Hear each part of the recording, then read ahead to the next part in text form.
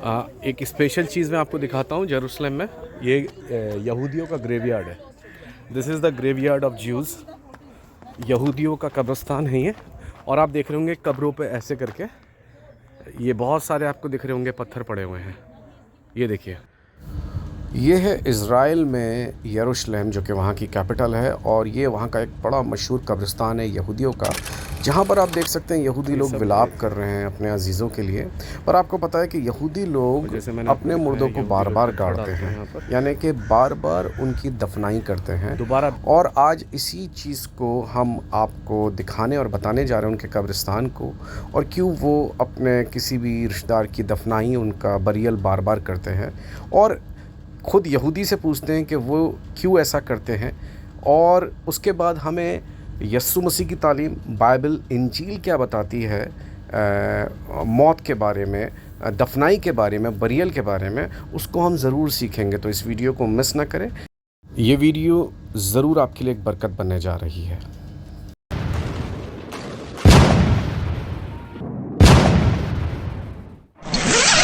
ये है 2024 और हम हैं इज़राइल की ज़मीन पर।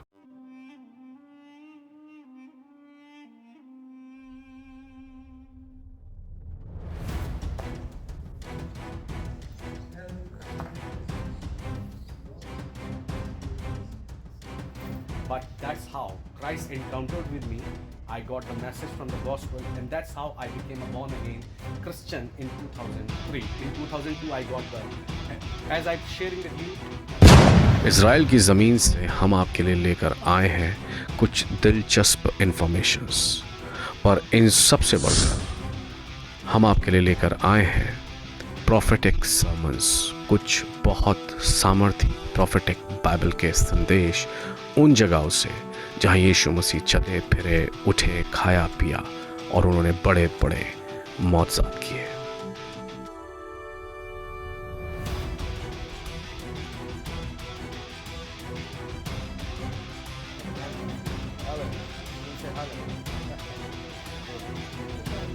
India. They're saying hi to Indians, huh? Wow. इन संदेशों को सुनने के बाद आप जैसे हैं वैसे नहीं रहने वाले, पर आपकी ज़िंदगी में कुछ बड़ा और कुछ महान होने जा रहा है। इसलिए देखें और आशीष पाएं और दूसरों के साथ भी बांटें। Praise the Lord.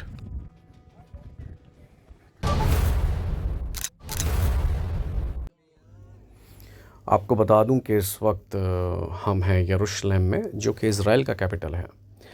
और यरूशलेम इज़राइल का कैपिटल 3000 साल पहले भी था, जिस वक्त किंग डेविड, यानी कि जिन्हें आप दाऊद बादशाह भी बोल सकते हैं, सोलोमन किंग, जिन्हें सुलेमान भी बोलते हैं, ये यहूदी बादशाह थे, इज़राइली बादशाह थे। इनके वक्त में ही यरूशलेम जो था बहुत इज़राइल का उस वक्त कैपिटल बन चुका था। और बाइबल के अंदर यरूशलेम का 813 बार ज़िक्र आया है, जिसमें से 670 बार ओल्ड टेस्टमेंट में ज़िक्र आया है और 143 बार न्यू टेस्टमेंट में ज़िक्र आया है। ये यरूशलेम में यहूदियों का बहुत बड़ा कब्रिस्तान है। और आपको बता दें, यहूदी लोग अपने मुर्दों को बार बार दफनाते हैं। इस वीडियो में हम इस बारे में बात करने आ रहे हैं। साथ ही यरूशलेम के बारे में कुछ गहरी और रोचक बातें आपके साथ साझा करने आ रहे हैं। हमारे साथ बने रहें और ब्लेस हों।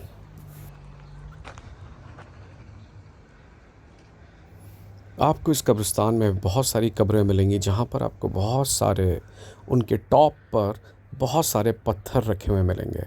अक्सर क्रिश्चियन ग्रेवयार्ड में आप देखते हैं कि कब्रों के ऊपर फूल रखे जाते हैं, पर यहाँ पर यहूदी लोग अपनी कब्रों के ऊपर पत्थरों को रखते हैं, अपने रिश्तेदारों की, अपने अजीज़ों की कब्रों के ऊपर। आप देख सकते हैं कि यहूदी विलाप कर रहा है अपने अजीज़, अपने रिश्तेदार की कब्र पे खड़े होकर। और आप देख रहे होंगे कब्रों पे ऐसे करके ये बहुत सारे आपको दिख रहे होंगे पत्थर पड़े हुए हैं।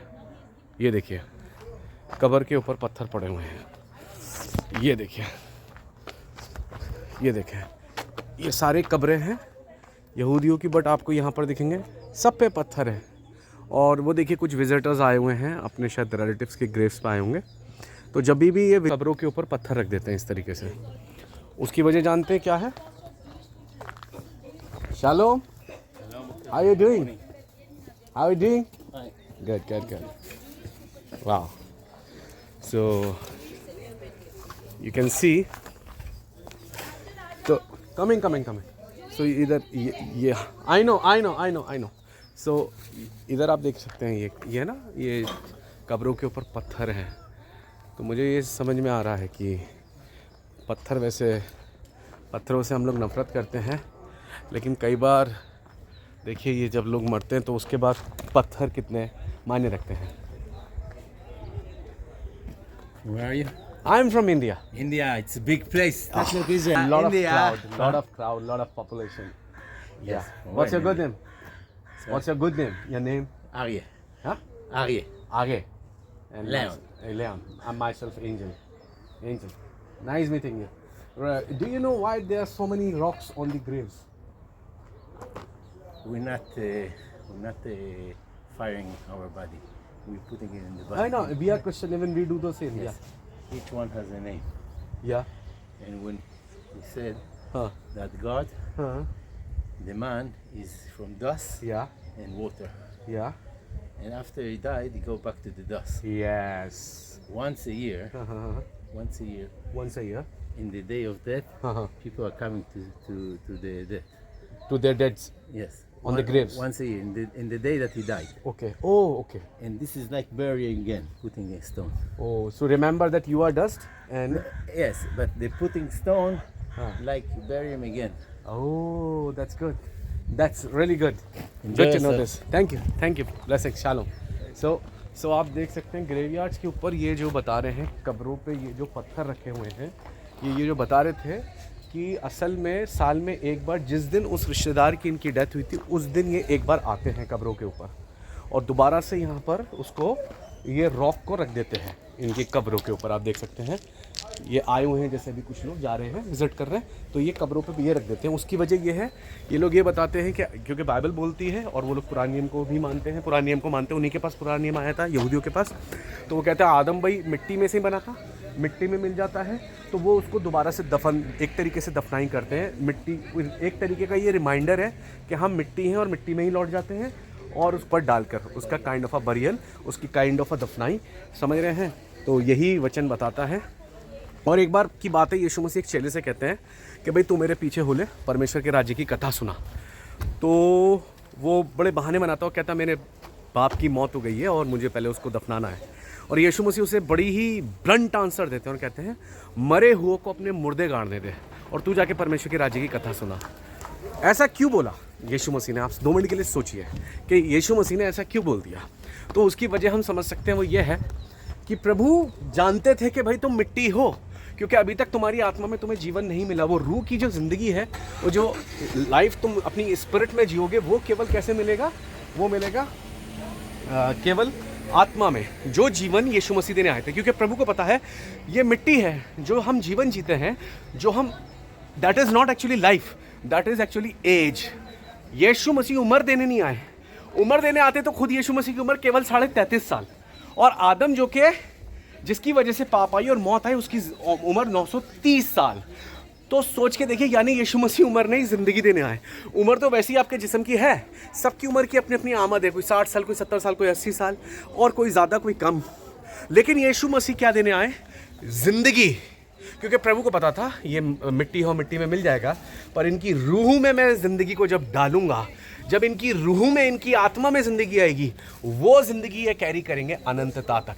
इसलिए यीशु मसीह उम्र देने नहीं, जीवन देने नहीं, यीशु मसीह उम्र देने नहीं, एज देने नहीं, यीशु मसीह आए जीवन देने, ज़िंदगी देने। और उन्होंने खुद ये बात बोली कि I am the resurrection and the life. और ये जिस्म जो कब्र में गाड़ दिए गए हैं, जो मसीह में सोए हैं, वो फिर जी उठेंगे अनंतता के लिए। ये है हमारे जिस्मों की नजात, हमारे शरीर का उद्धार। जब हम यीशु मसीह को ग्रहण करते हैं, यीशु मसीह को एज ए पर्सनल सेवियर के तौर पर रिसीव करते हैं, तो आपको पता है कि हमको काय में सैल्वेशन मिलता है, हमें आत्मा में मिलता है। और हमारी आत्मा का सैल्वेशन क्या हो जाता है? स्टाम्प हो जाता है कि हाँ यीशु मसीह आएंगे और हम मुर्दे जी उठेंगे। हमारी आत्मा अब कहाँ? हमारा प्राण और हमारी आत्मा, हमारा आपको पता है जब हम यीशु मसीह को अपना जीवन दे देते हैं, ज़िंदगी दे देते हैं, सरेंडर कर देते हैं, उन्हें एज अ पर्सनल सेवियर के तौर पर रिसीव कर लेते हैं, तो इसका मतलब हमने क्या पा लिया है? स्टाम्प पा लिया है कि अब हम सेव्ड सोल हो चुके हैं, यानी स्वर्ग में जाने के लिए पूरी तरह एलिजिबल हो चुके हैं मसीह यीशु की धार्मिकता, यीशु मसीह की वजह से। लेकिन the same thing with that के अभी आपके जिस्मों का भी, आपके शरीरों का उद्धार नहीं हुआ। आपके जिस्म की निजात कब मिलेगी? जब यीशु मसीह आएंगे, तुरैयां फूकी जाएंगी, मुर्दे जी उठेंगे, और जिस दिन आपके जिस्म जी उठेंगे, जो मुर्दा जिस्म है वो जी उठेंगे। और लिखा है जो फ़ानी है वो गैर फ़ानी को, विनाशी अविनाशी को पहन लेगा। यानी अब हमें फिर वो जिस्म दिए जाएंगे जो फिर कभी ना बीमार होंगे, ना कभी मरेंगे, ना कभी बीमार पड़ेंगे, ना कभी बुज़ुर्ग होंगे, और वो अनंतता यानी कि हमेशा की ज़िंदगी तक हमारे साथ रहने वाले हैं जो ये हमारे जिस्म। तो आदम में तो सब मरते हैं और मिट्टी मिट्टी में मिल जाती है, पर मसीह यीशु में सब ज़िंदा होंगे। यीशु मसीह में ज़िंदगी है और वो रूहों की ज़िंदगी है। तो ये है वो जगह जहाँ अब चर्च बना दिया गया है, जहाँ से यीशु मसीह ने विलाप करा था यरूशलेम को देखकर। और आज जब यरूशलेम की हालत हम देखते हैं तो वाकई में बहुत अफसोस होता है कि कैसे ये जगह जो परमेश्वर के लिए चुनी हुई थी,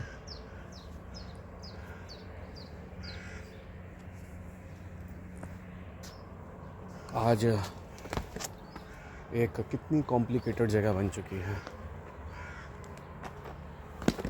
कितना खूबसूरत चर्च है, देख सकते हैं आप यहाँ से। Wow, this is beautiful.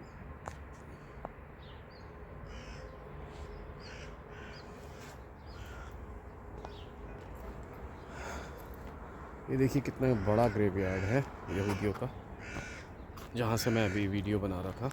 That's the same place. बहुत बड़ा ग्रेवयार्ड है वो, बाप रे, वहाँ तक फैला हुआ नीचे तक। ये पूरा ग्रेवयार्ड है, पूरा ग्रेवयार्ड है। ये देखिए, ये सब ग्रेव्स हैं, ये सब ग्रेव्स हैं। और जैसे मैंने आपको दिखाया, यहूदी लोग पत्थर डालते हैं यहाँ पर, दोबारा ब्यूरल करते हैं एक तरीके का, ये बताने को कि भाई तू मिट्टी है और मिट्टी में मिल जाएगा। समझ रहे हैं आप इस बात को? तो बार बार उसका एक चीज़ का बरियल करते हैं, एक तरीके का रिमाइंडर है, क्योंकि आदम को मिट्टी से बनाया तो मिट्टी में वो चला गया।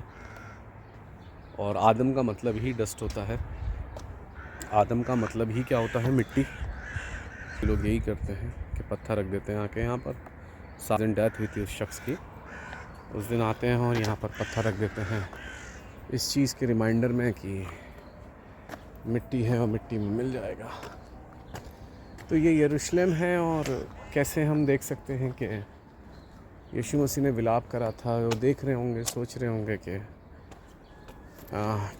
एक खुद खुदा का बेटा यहाँ हुआ, और रिजेक्शन के बाद से जिस दिन से यीशु मसीह का क्रूसीकरण हुआ है, यीशु मसीह को क्रूसीफाई किया है, उस दिन से लेकर आज तक यरूशलेम पीस में नहीं है। 2 मिनट के लिए सोचें। और कुछ ना कुछ फसाद और कुछ ना कुछ झगड़े की जो जड़ हैं वो यहाँ पर रहती हैं, आप समझ सकते हैं। तो ये हाल है इस जगह का, और हमको बहुत ज़्यादा दुआओं की ज़रूरत है कि अब वो टाइम आए कि यहूदी लोग मन फिराएं, तौबा करें, यीशु मसीह को अपने पर्सनल सेवियर के तौर पर रिसीव करें। इन पे ये चीज़ उतरे, इनके ऊपर खुदा का रूह उतरे, परमेश्वर का आत्मा इन पे रूह उतरना शुरू करे और उतरे, और ये लोग यीशु मसीह को एक पर्सनल सेवियर के तौर पर रिसीव करना शुरू कर दें। और इस लैंड में शांति आए, दोनों जगह पे, इज़राइल में, फ़लस्तीन में शांति आए, यीशु मसीह का फजल आए, यीशु मसीह की तसल्ली आए। Let there be peace in the land, let there be peace in Israel, let there be peace in Middle East. बहुत ज़रूरी है, क्योंकि बहुत ज़्यादा नफ़रतें हैं, बहुत ज़्यादा कन्फ्लिक्ट्स हैं, और खुदावंद यहाँ पर अपना फजल करे। देखिए ये पूरे इजरायली झंडे लगे हुए हैं, अगर आपको देख सकते हैं तो देखिए, जहाँ गाड़ियाँ चल रही हैं तो ये लाइन से इजरायली झंडे लगे हुए हैं।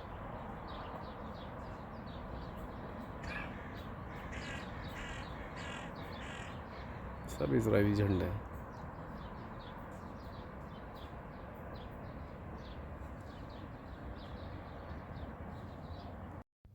जैसे कि हम आपको बता चुके हैं कि बाइबल के अंदर यरूशलेम का 813 बार ज़िक्र है, और इसलिए आप समझ सकते हैं कि यहूदियों के लिए और क्रिश्चियंस के लिए यरूशलेम कितना मायने रखता है। और यरूशलेम का मीनिंग मैं आपको बता दूं, ये दो शब्दों से मिलकर बना है। पहले असल में इस जगह का नाम शालेम था। शालेम जो यहूदी लोग एक दूसरे को ग्रीट करते हैं तो शालोम करके करते हैं, उसी से अरबी लोगों ने सलाम शब्द लिया है, शालोम से ही, जो यहूदी लोग बोलते हैं। शालोम का मतलब होता है पीस बी विद यू, आपको तसल्ली मिले या आपको शांति मिले। तो यरूशलेम का मतलब ही क्या है? Place of peace, city of peace या टीचिंग ऑफ पीस। ठीक है। और जो पहला शब्द है वो इज़राइल के खुदा के नाम के ऊपर है, यिरे। जब अब्राहम इज़ाक को कुर्बान करने लेके जा रहे थे तो उस पहाड़ का नाम माउंट मोरे था। मोरे पहाड़ जो कि यरूशलेम में ही है, जैसे बाद में आप कह सकते हैं सय्योन बोला गया, ठीक है ना। तो वो यरूशलेम ही था जहाँ पर इज़ाक को कुर्बान करने के लिए अब्राहम लेके गए, और खुदा ने उन्हें मेढ़ा दिया और मेढ़े को कुर्बान करने के लिए कहा। और यही वो जगह है जहाँ खुदा का बेटा भी कुर्बान हुआ, यस्सु मसीह। और यस्सु मसीह की कुर्बानी की वसीले से हमको, पूरी दुनिया को एक बड़ी नजात, एक बड़ा छुटकारा, उद्धार मिला है, मुक्ति मिली है, गुनाहों की माफ़ी मिली है, पापों की क्षमा मिली है। तो ठीक जिस तरीके से अब्राहम इज़ाक को कुर्बान करने लेके जाते थे, वो एक शैडो था, वो एक पिक्चर थी, जो असली कुर्बानियाँ खुदा के बेटे की होने वाली थी, जो जिसके ज़रिए पूरी दुनिया, हर ट्राइब, हर कबीला, हर एक गोत्र, हर एक सूबा, हर एक समुदाय छुटकारा और उद्धार पाने आ रहा था। और आप इस डोम ऑफ द रॉक के पीछे जो ब्लैक स्टोन देख रहे हैं, यही वो जगह है जो यीशु मसीह की ग्रेव थी, जो कि खाली है, जहाँ से यीशु मसीह का पुनरुत्थान हुआ। और हमें ज़रूरी है कि यरूशलेम को हम प्रेयर में याद रखें, क्योंकि अंत के दिनों, आखिर दिन, क़यामत की सबसे बड़ी निशानी यीशु मसीह ने, बाइबल की प्रोफेसी में यही बताई गई है कि यरूशलेम पूरी तरह लश्करों से घेर लिया जाएगा, आर्मी से, सेना से घेर लिया जाएगा। और तो हमें बहुत ज़्यादा दुआ करनी है कि यहूदी लोग भी अब ईमान लेकर आए, ला रहे हैं, और तेज़ी से ये जो 12 ट्राइब्स हैं इज़राइल की, इनमें काम हो। हमारी ये दुआ है, और खुदा का रूह इन पे एक बार फिर उतरे।